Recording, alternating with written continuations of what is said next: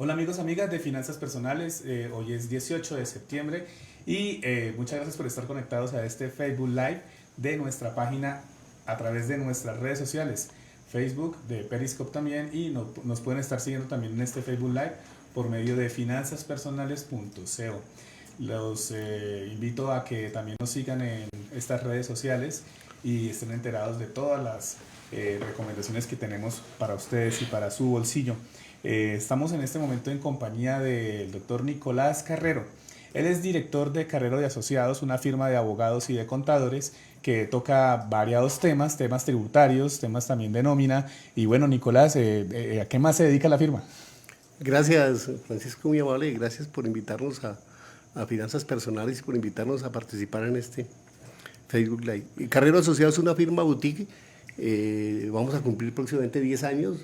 Básicamente presta 3 servicios profesionales, toda la parte de asesoría jurídico-tributaria, el outsourcing contable, tributario y de nómina y algo de auditoría y revisoría fiscal.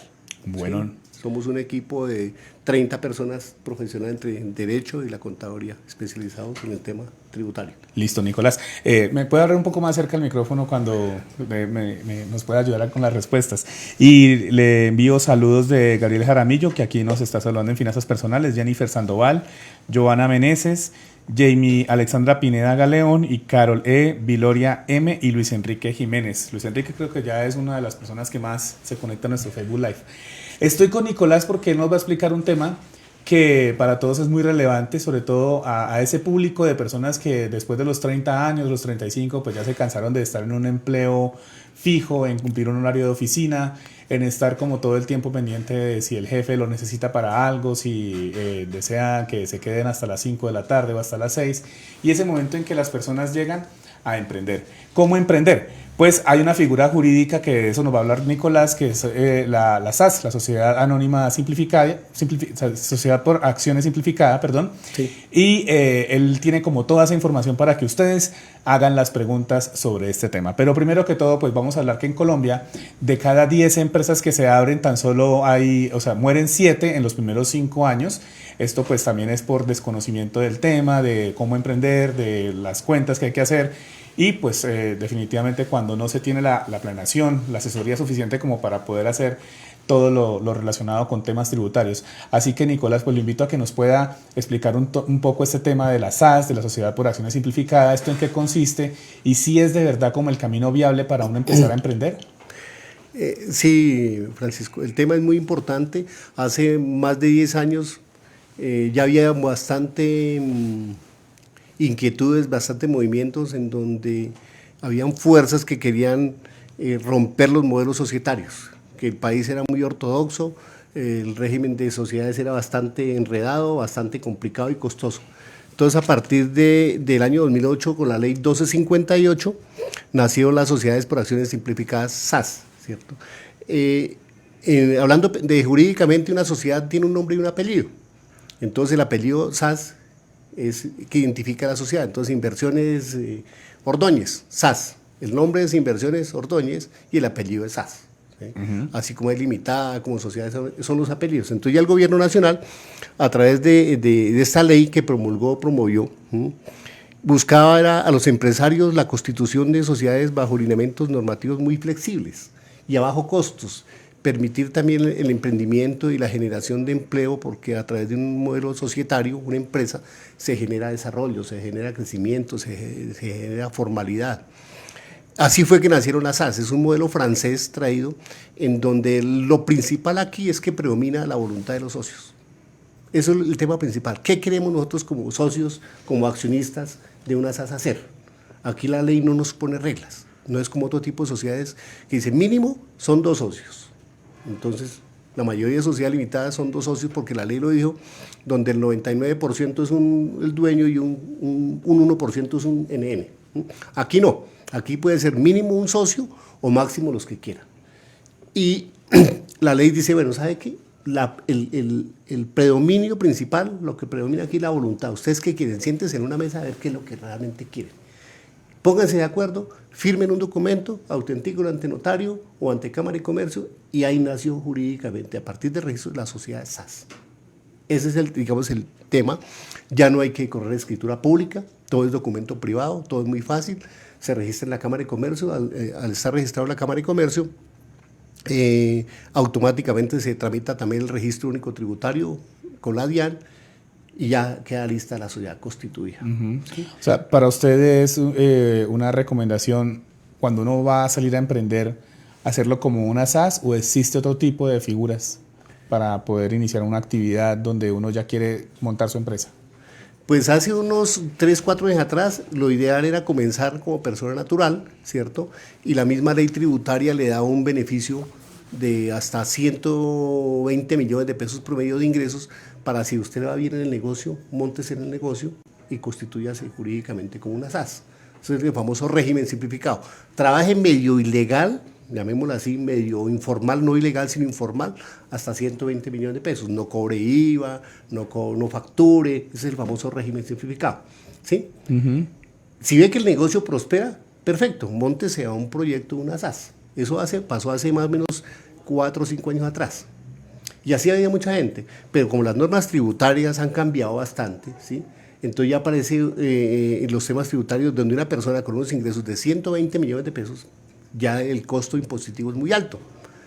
El costo de impuesto de renta, el costo de la seguridad social a través de la unidad de gestión de pensiones y parafiscales, la OGPP, es muy alto, entonces ya estas entidades se han puesto a fiscalizar bastante, todo gracias a la tecnología y a los cruces de información y a la informática y a la inteligencia artificial, ya es muy fácil detectar a estas personas. Entonces ya la carga tributaria se volvió costosa. Hoy en día ya el tema cambió. Con todas estas reformas es mejor arrancar con una sociedad por acciones simplificada, muy sencilla, como le digo, muy fácil de constituir. Y la carga tributaria es muy fácil, entonces uno ya puede ser empleado de una SAS, de mi propia SAS. Jurídicamente son dos personas independientes. Una cosa es la sociedad por acciones simplificada, jurídicamente, y otra cosa es el accionista.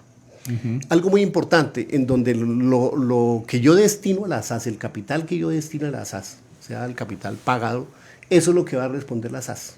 ¿Sí? Mi patrimonio no entra en ningún juego, entonces yo tengo mi apartamento y mi carro, pero le voy a dedicar 10 millones a la SAS, y con la SAS trajo, pero por cosas de la vida el proyecto quebró, quedé viendo impuestos, quedé viendo pagos laborales, respondo hasta el monto de mi aporte en la SAS, no me revienta, no me toca el bolsillo como persona natural, ¿cierto? Me blinda, salvo que la haya utilizado para defraudar al Estado.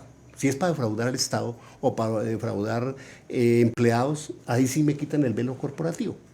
Entonces da mucha tranquilidad en eso, Francisco, porque yo le destino 10 millones de pesos y con eso monto empresa, o 1 millón de pesos, ¿cierto? Y con eso monto empresa. Y en el mundo de los negocios, pues unos proyectos van bien, otros van mal, ¿cierto? Y esa es la garantía.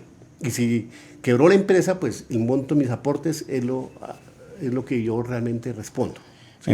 Tenemos unos saludos de Carlos Eduardo González, José Alejandro López Carmona, Carolina Blanco Díaz, Paulita Rodríguez, Tatiana Beltrán, Doris Amudio Franco, que nos dice hola, Stephanie Casallas y Sebas PG. Los invitamos a que nos hagan las preguntas que tengan sobre este tema, ya que contamos con un experto como Nicolás Carrero, director de Carrero y Asociados, firma de abogados y de contadores en toda esta parte de impuestos. Hablemos un poco de este tema de impuestos, pero más que impuestos es que ¿qué pasó con la reforma tributaria del 2016? ¿De alguna manera está promoviendo que la gente cuando vaya a emprender lo haga a través de una SAS? Sí, primero que todo, pues también gracias a los seguidores de Finanzas Personales, a Carlos, a Tatiana, a Stephanie, a todo el grupo de personas que veo que son bastante inquietos y emprendedores de finanzas personales.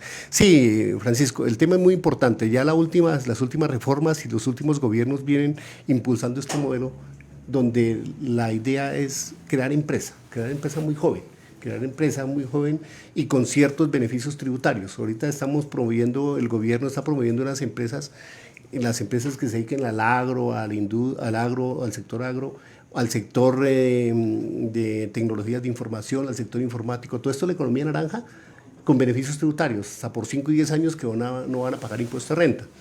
Entonces ya la tendencia es esa, crear una SAS, hasta inclusive ya se está rompiendo el modelo salarial. Ejecutivos con altos niveles salariales ya le están proponiendo eso a sus empresas. ¿Sabe qué? No me dé salario, yo constituyo una SAS, ¿sí? y me hace una retención en la fuente, un impuesto, la carga tributaria es muy barata y yo me puedo volver empleado de mi propia SAS, ¿sí? Con una carga tributaria muy barata, muy costosa. Pues hay que mirar caso por caso, ¿no? Entonces sí, la idea es esa. La flexibilidad con los sistemas contables, que hoy en día es fácilmente llevar una contabilidad en la nube, en un modelo nube, también eso flexibiliza bastante. O sea, el sistema está diseñado prácticamente para que las cosas se den. En la parte jurídica, en la constitución de una SAS, ¿cierto? Y en la parte impositiva, que el gobierno siempre ha dicho que la reforma quiere bajarle el impuestos a las sociedades, todo el tipo de sociedades, y aumentarle el impuesto a las personas naturales. ¿Sí? Esa es la política en los países OCDE, que Colombia afortunadamente se acogió a este club de las buenas prácticas económicas. ¿Sí? No es el club de los ricos porque Colombia no es rica, pero se asoció con las buenas economías, ahí van a salir buenas prácticas. Entonces esos países lo que buscan es que el impuesto recaiga en las personas naturales y no en las empresas, porque las empresas generan crecimiento, generan empleo, generan desarrollo, generan consumo. Lo que pasó el año pasado o este año con Estados Unidos, el presidente Donald Trump le bajó los impuestos a las sociedades del 35 al 21 y las grandes sociedades fue a aumentar el salario a los empleados. Normalmente en Estados Unidos promedio entre 5 y 8 años aumentan salarios, allá no es como aquí en Colombia que todos los años, allá no, por la inflación es muy baja. Y ya salieron las grandes empresas a decir, bueno, como me bajaron el impuesto del 35 al 21, entonces yo ya voy a aumentarle los salarios promedio del 10% a toda mi gente. Y salieron las grandes cadenas. Entonces uno con un 10% más de salario sale a consumir. Y al haber consumo, pues hay producción. Y así se mueve la economía. Y así es como se está moviendo la economía. Y Estados Unidos va muy bien la parte económica por ese tema, en la reducción de impuestos. Eso es lo que Colombia quiere. Pues nosotros no somos Estados Unidos, pero debemos usar buenas prácticas, acoger lo bueno. Entonces para allá vamos, donde las sociedades les van a bajar los impuestos, le van a favorecer los trámites. Ya cada día anunció el gobierno que va a sacar un proyecto de decreto para reducir los trámites en 35 trámites, más o menos que hay mucho trámite, porque es que constituir las SAS es muy fácil, hoy en día es muy fácil, pero hay que hacer como 17 pasos más: registrar ante la DIAN, registrar ante el RID, impuestos distritales o nacionales, si es en Barranquilla. Perdón, un poco hay puntualidad en ese tema. Para constituir una SAS, entonces, Nicolás, ¿cuáles son los 7 documentos o grupos de documentos principales para poder constituirla? Bueno, primero que todo, al constituir la SAS, como digo, la voluntad de los socios. Si son 3 socios, me siento en una mesa y acordamos nombre de la sociedad, un domicilio, tiene que tener un domicilio físico, una dirección, un correo electrónico, un celular y un capital. El capital puede arrancar desde un salario mínimo en adelante. ¿Quién va a ser el representante legal? Principal y suplente. Algunas funciones y el objeto social principal. Pero finalmente el objeto social es indeterminado, llamémoslo así, cualquier objeto, cualquier negocio lícito. En una SAS se termina diciendo el objeto social y cualquier negocio lícito. Entonces, desde una empresa de consultoría puede terminar vendiendo empanadas. Eso le permite el objeto. Segundo, la duración es de por vida, no hay un plazo de 10 años, 20 años. ¿Sí? Eso, digamos, son los principales aspectos. Segundo tema, ya con eso voy a la Cámara de Comercio y la registro. Hay que llenar los formularios, pago el impuesto de registro dependiendo del capital, que es del 7 por 1000. Sobre 1 millón de pesos pago el 7 por 1000. Un mínimo de cuantía como 130.000 pesos. ¿Sí? Listo. Ya tramito el RUT, segundo paso. Luego tengo que tramitar el RID a través de impuestos distritales. En la Cámara de Comercio la registro y tramito el RUT de la DIAN. Pero ya si es impuestos municipales, como es Bogotá, Barranquilla, Cali, debe ser en cada municipio. Luego, si voy a tener un empleado, debo afiliarla a un sistema de seguridad social, a un fondo de pensiones, a una caja de compensación familiar, a una EPS porque va a tener empleados. ¿Y en tiempos eso cuánto se está tardando? En condiciones normales, 2 semanas. Ah, bueno, muy rápido. 2 semanas. Nicolás, hay una pregunta de Montenegro Nuri, dice: Nicolás, ¿es mejor crear una SAS actualmente que seguir como independiente?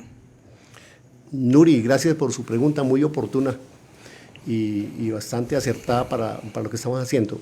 Sí, es muy importante, porque los independientes tienen un problema hoy en día, es la seguridad social. La seguridad social, que tienen que cotizar sobre el 40%. Entonces sale más costoso. Si yo soy independiente y recibo honorarios promedio de 10 millones de pesos, debo pagar sobre el 40% de la seguridad social. Y eso me implica un 30%, alto, porque me debo pagar la salud, la pensión, mis riesgos. Y aparte de eso, la retención de la fuente. O sea, sumando, restando fácilmente de mis honorarios mensuales, se me pueden quedar el 40, el 50% vía impuestos, vía retención, vía industria y comercio, vía seguridad social. Entonces, para esos niveles de ingresos, es bueno constituir una SAS, donde yo ya puedo manejar mis finanzas, mi ingreso como un empleado y vía dividendos. Ya los dividendos tienen una tarifa del 0%, 5% o 10%. ¿Sí? Otra pregunta. Oscar Flores Rincón dice, ¿la facturación para un emprendedor a partir de qué momento se lleva a cabo? ¿Desde que comienza mi negocio o desde qué momento?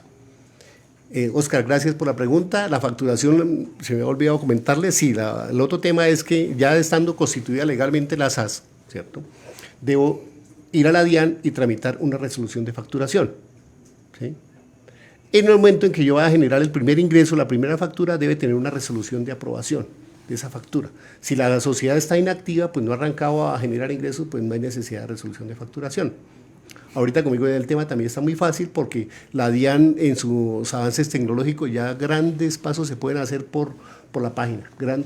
Por la página de la DIAN se pueden hacer muchos trámites de facturación, de resolución, de dirección, de actualización. Entonces la DIAN es uno de los organismos que más ha avanzado en estos temas y todos, como nos gusta, gratis. Perfecto. Halker Díaz Carvajal dice, hola, ¿ustedes ofrecen el servicio de contabilidad para una pequeña empresa, organizar todo contable y tributariamente? Sí, claro que sí, Halker, ese es el core de nuestros negocios.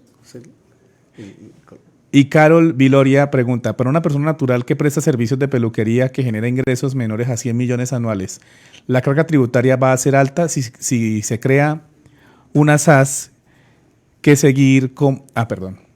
Voy a volver a leer la pregunta porque estoy un poco enredado acá. Tranquilo. Dice, para una persona natural que presta servicios de peluquería que genera ingresos menores a 100 millones anuales, ¿la carga tributaria va a ser alta si crea una SAS que seguir como régimen simplificado porque sugieren crear SAS? Pero es que me dice con unos ingresos de 100 millones de pesos, ¿sí? Sí. Y estamos viendo que gran parte de la fiscalización de la DIAN y de la unidad de la OGPP se hace por cruces de información, ¿sí? Nos cruzan por todo lado. Entonces tenemos clientes donde dicen, no, es que yo mi negocio lo muevo por efectivo, entonces ¿para qué voy a crear sociedades? ¿Para qué voy a tributar? Yo realmente pago, pero ahorita que la DIAN lleva más allá, no solamente el cruce en efectivo, va con los bancos, con los notarios, con predial, con todo lado. Entonces fíjese que para una persona de 100 millones de pesos promedio, ya va a tener encima la UGPP y le va a pedir que cotice sobre ese monto, ¿cierto? Mensualmente, entonces muy alto. Y seguramente va a tener que pagar impuesto a renta también, y va a tener que pagar industria y comercio como independiente. Entonces la vida se le va a volver un rollo, ¿sí? Todo lo mejor es, como digo, para ingresos promedio 100 millones mensuales, yo recomiendo... Anuales, en este caso son anuales, sí. Disculpen, si 100 millones anuales, constituirse una SAS es un buen camino para emprender. Y como ya le dije inicialmente, la puede constituir muy fácil. La misma Cámara de Comercio les da asesoría, soporte, y hay modelos muy estandarizados para eso. Y en 15 días. Sí. Oscar Capari López dice, si tengo una SAS, ¿puedo ser accionista o socio en otras sociedades mercantiles al mismo tiempo? Claro, un accionista puede ser accionista porque la SAS, uno es accionista no socio, los socios son para sociedades limitadas, para las sociedades anónimas técnicamente son accionistas. Yo puedo ser accionista de una o de 10, de 20, 30 SAS, no tengo problema.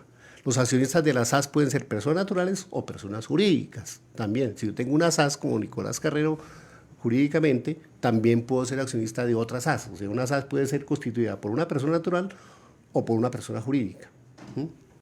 Y dice Carlos Acevedo Pérez, Nicolás, ¿debe una SAS tener revisor fiscal? Carlos, esa es una buena pregunta. El revisor fiscal es una figura que viene establecida en el Código de Comercio, que inicialmente era para las sociedades anónimas, las sucursales, ¿sí? Y para las sociedades anónimas es obligatorio tener revisor fiscal, independientemente del capital, de los ingresos.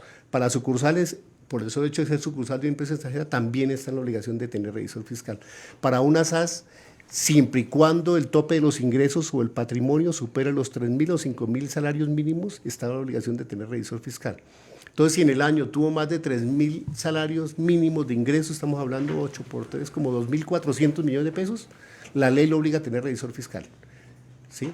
De lo contrario, no. Pero si voluntariamente los socios por transparencia, quieren tener un revisor fiscal, lo pueden tener. Claro que el revisor fiscal es una figura que en Colombia tiene que ser reevaluada, tiene que ser replanteada, porque un revisor fiscal una revisoría fiscal mal manejada es un impuesto adicional. Realmente los revisores fiscales se están dedicando a firmar únicamente una declaración tributaria, ¿sí? No van más allá. Pues no, hay excepciones, ¿no? Pero muchos revisores fiscales firme, se volvió un notario y por eso firma, entonces no le da valor agregado a la SAS. De hasta 2.400 millones de pesos, 3.000 salarios mínimos, no hay obligación de tener revisor fiscal, o patrimonio menor a 5.000 salarios mínimos, no hay revisor fiscal. Bueno, Nicolás, es profe también, ¿no? Que Sí, esta pregunta está como de clase. ¿En dónde es que usted da clase? En el CESA. CESA. Sí, señor. Giovanna Meneses dice, buenas tardes, si tengo una SAS y alguien del extranjero quiere ser parte de la empresa desde el exterior, ¿seguiría siendo SAS mi empresa? Y tributariamente, ¿cómo me afecta? Claro, como digo, la SAS puede tener socios nacionales o extranjeros, ¿sí? Entonces ya viene el tema de los impuestos dividendos. Para traer plata al exterior, primero hay que monetizarla, declararla por un banco comercial y registrarla en el Banco de la República como inversión extranjera. Esa ingresa oficialmente la SAS para que haya canal cambiario. Cuando vaya a decretar dividendos, hay un porcentaje. Si la SAS pagó el impuesto ya aquí en Colombia, paga un impuesto al extranjero, vía dividendos también, ¿sí? Pero puede ser igual, una SAS capital nacional y capital extranjero. Si tengo una SAS como accionista de otra SAS, aquí colombianos, y reparto dividendos, no se paga de impuestos sus dividendos. Entonces hay una estrategia ahí tributaria para cómo no caer en esa red de dividendos. Y Andrés Solano nos dice, soy independiente y he trabajado con una entidad pública bajo contrato de prestación de servicios. ¿Es mejor ser contratado bajo una SAS? Depende, como ya lo dije inicialmente, si el contrato es superior a 10, 15 millones mensuales, 100 anuales, es mejor tener una SAS. Jurídicamente es mejor, porque como independiente le quitan el 40%, está obligado por ley a tener el 40% sobre seguridad social, que eso es alto, ¿cierto? Entonces, más la retención en la fuente. Si es un contrato y si quiere seguir emprendimiento y seguir creciendo y hacer más negocios, la SAS, porque es que en el tema tributario, yo lo digo metafóricamente, nos están midiendo todos los bolsillos. El bolsillo derecho, el salario, el bolsillo izquierdo, las rentas de capital, el bolsillo trasero derecho son los dividendos por todo lado, y el bolsillo pequeño de la camisa es las pensiones, que ahí uno no guarda plata, pero no paga impuestos. Entonces, con una SAS solamente hay un solo bolsillo, todo lo incluye ahí, y va a una sola tabla. Entonces, tributariamente, la SAS siempre es el mejor modelo en estos momentos para planear los impuestos. Uh-huh. Nicolás, para emprender por medio de la SAS, ¿es fácil ir al banco a pedir un crédito para impulsar el negocio, el emprendimiento, la empresa que uno está creando? Pues, ¿Ahí qué tratamiento tiene el sector financiero con los que emprenden y tienen una SAS? Yo creo que el sector financiero le falta un poco más de compromiso. Ahí sí, hay políticas y hay bancos, hemos tenido experiencia y bancos donde por política necesitan que la SAS lleve 6 meses de antigüedad para abrir una cuenta de ahorros. Complicado. Es complicado. El sector financiero ahí sí es como un llamado de atención para que se coloque un poquito más los zapatos en toda esta ley de emprendimientos y de SAS y modelos societarios, ¿sí? Entonces, una SAS que cuando comencé no me abría en cuenta bancaria, entonces tenía que consignarle la plata al socio y el socio a la sociedad, y pues esos movimientos financieros le generan 4 por 1000 y más carga tributaria y más sobregastos, ¿cierto? Pero ya cuando los bancos ya conocen a los accionistas, ya tienen una cuenta, pues lo nombran como codeudor, lo hacen firmar como fiador, codeudor y le abren las cuentas bancarias, ¿sí? Importante. Y preguntan, ¿hay un tope mínimo de aporte de capital? No. Un aporte de capital mínimo, máximo tampoco. Pues mínimo es el capital que uno aporta para el negocio. Yo como voy a arrancar una sociedad con cero, tengo que colocarle algo. 1 millón, 2 millones de pesos, ¿sí? Para arrancar, pero con cero, pues ¿cómo voy a arrancar una sociedad? Ahora, yo puedo decir, bueno, a colocar un capital de 20 millones de pesos Eso se llama con capital suscrito. Voy a suscribir el capital por 20, pero lo voy a pagar, la ley le da hasta 2 años para pagar ese capital. Porque al momento en que nace la sociedad jurídicamente, el socio es el que tiene que darle la plata. Y si me comprometo yo como accionista de la SAS a pagarle 10 millones de pesos, tengo que pagarle 10 millones de pesos en el tiempo que yo establezca. Si es el día de la Constitución, a los 6 meses, o máximo la ley dice los 18 meses para pagar ese capital, porque ya me volvería un acreedor de la sociedad. ¿Sí? Pero si arranco una sociedad con un capital cero, pues no estoy haciendo nada. Dice Oscar Flores lo siguiente: ya me inscribí en Cámara de Comercio como persona natural. ¿El cambio SAS genera costos adicionales? Y gracias por su ayuda, Nicolás. Sí, señor, le genera, pues claro, arranca jurídicamente en una nueva persona. Debe pagar pues un impuesto de registro. Nosotros recomendamos para modelos SAS arranquen con un salario mínimo, con 1 millón de pesos, que se paga la cuantía mínima, 120.000 pesos de registro. Y si ve que la sociedad va a necesitar más capital, pues se debe hacer un aumento de capital. Y es un acto que cuesta muy barato, de hacer un acta, se liquida y ya. Porque todos los actos que modifiquen el objeto social de la sociedad toca registrarlos en Cámara de Comercio. Y ahí, como digo yo, en taxistas ahí se cobra la Cámara de Comercio, lo mínimo son, hay trámites de 10.000, 20.000, 50.000 hasta en adelante. Yanira Edith Galeano dice lo siguiente: señor Nicolás, ¿qué banco brinda oportunidad para la SAS? Aquí nosotros somos no soy accionista de Bancolombia, pero nos gusta mucho Bancolombia. Bancolombia es un banco que se ha comprometido con esto. Nosotros en los trámites siempre recomendamos ese banco, Davivienda también, son bancos muy flexibles en ese tema. Por ahora no entran más preguntas, Nicolás, pero sí quiero que de pronto me explique un poco qué uso inadecuado le han dado algunas personas o algunas sociedades a la SAS. Y usted mencionaba un poco como que si es para estafar o para un acto de corrupción contra los dineros públicos, contra el Estado, ahí es esto, pues hay castigos y hay... hay delito penal. Hay delitos. Sí. Desafortunadamente, echa la ley, echa la trampa. ¿Sí? Hay empresas aquí, y ya son bien conocidas, grandes empresas donde han implementado el modelo societario SAS para defraudar ya sea al Estado, los empleados o a los mismos socios o acreedores y proveedores. ¿Sí? Entonces la ley prevé eso a través del procedimiento vía Superintendencia de Sociedades. Le levantan el velo corporativo. Ya tenemos casos puntuales, ya hay sentencias donde les han levantado y los accionistas le responden por eso, por el velo corporativo. Ya hay varios casos aquí de corrupción, porque realmente lo han hecho es para eso, pero ante eso sí la ley y ya se convierte no solamente en una deuda de tributaria o en una deuda laboral o una deuda civil, sino penal. Ya ahí responde penalmente, civilmente y penalmente. Tengo una pregunta, entró acá un comentario de Juan Felipe Chávez Moreno. Dice, buenas tardes, el conferencista dice que como persona natural se debe pagar la seguridad social a la UGPP por los ingresos recibidos de un negocio. ¿Esto quiere decir que con una SAS no hay que pagar esto? No, las sociedades por acciones, la SAS, cualquier SAS o cualquier sociedad, jurídicamente no cotiza la seguridad social. No cotiza la seguridad social. Pero yo como persona natural es el que está obligado a cotizar la seguridad social. Entonces yo me vuelvo empleado de mi SAS. Y pago lo que realmente tengo que pagar. Si es sobre un salario mínimo, pago mi parte y la SAS paga la otra parte. Hay un beneficio, porque si voy a pagar como independiente, tengo que pagar el 28,5%, que es pensión, 16%, salud, 12%, 28%, y 0,5% riesgos, entonces 28,5%. Si es una SAS, yo pago el 4% en pensión y la SAS paga el 8%. O sea, ahí vamos el 12%, no hemos hecho nada. Si es en salud, yo pago el 4% y la SAS por pagar impuesto no paga nada.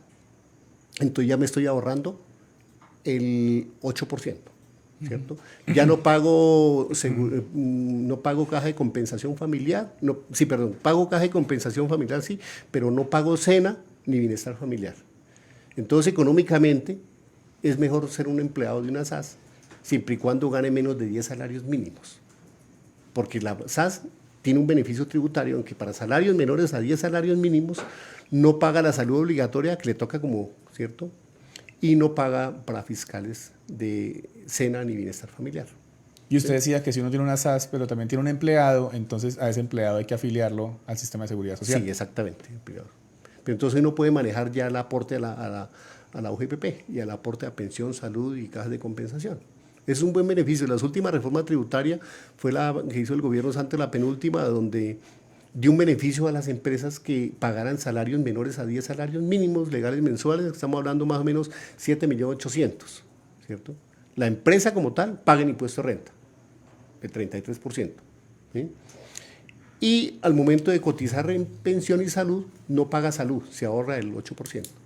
Y no paga cena ni paga bienestar. Entonces hay un ahorro promedio del 13.5%.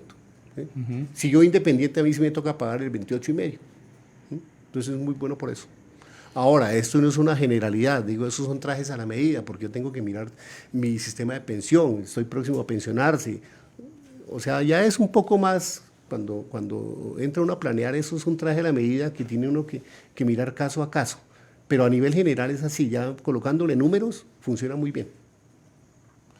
Tengo aquí también otra consulta de Cristian Eduardo Páez. Dice, se tiene un negocio cuya propiedad, planta y equipo son de 5 millones. O escribe 5 no sé si... Sí, millones. No sé, millones o miles de millones. Cuyos ingresos mensuales son inferiores a 500,000, pero las empresas le practican sus respectivas retenciones. Aún así, es mejor legalizar la empresa como SAS para no perder las retenciones que practican. Pero tendré que pagar el impuesto de renta, aún así con esos ingresos tan bajos. Sí, claro, porque es que la tabla de impuesto de renta para una persona jurídica arranca de ceros. ¿Sí? A una persona natural arranca más o menos de 30 millones de pesos. ¿Sí? Pero es que, bueno, hay mucha persona que trabaja en el régimen simplificado, ¿cierto? Que son informales, entonces van y compran cosas con IVA, ese IVA no lo pueden descontar. En cambio, a través de una SAS que sí cobra IVA, puede descontar el IVA. Entonces, digamos que yo soy como contador independiente, no cobro IVA. ¿Cierto? Pero sí me toca pagar IVA en el arriendo de la oficina, me toca pagar IVA en las telecomunicaciones, en papelería y demás. Ese se vuelve un costo muy alto. Entonces el régimen simplificado, al ser simplificado no puede descontar nada. No cobra IVA, pero no descuenta nada. Es mayor costo el IVA que él paga. En cambio el régimen común sí, ¿no? Entonces si uno es régimen común SAS, el IVA no es ningún impuesto para las sociedades, es para el usuario final. Entonces siempre es bueno convertirse en SAS para algunos tipos de negocio y régimen como que cobre sobre la mesa. Sale mucho más barato facturar y cobrar IVA que no ir a comprar en el comercio informal sin IVA. Nicolás, una precisión. En cuanto al tema de las SAS y de las personas que lo usan indebidamente para cometer actividades ilícitas, ¿se presenta en algún tipo también de sectores específicos? No sé si temas inmobiliarios o como vendedores, ese tipo de cosas. No, han sido casos que conozcan, han sido casos aislados. Y han sido grandes casos de gente muy adinerada. Gente muy adinerada que han estructurado sus negocios para defraudar al Estado, para defraudar a socios accionistas. Pero a nivel general, el emprendimiento no se ve fraude que sepamos para... O sea, la figura de la SAS ha estado como encapsulada de ese tipo de situaciones. Sí, era un temor que había inicialmente, después de que salió la ley, hubo mucha oposición por eso.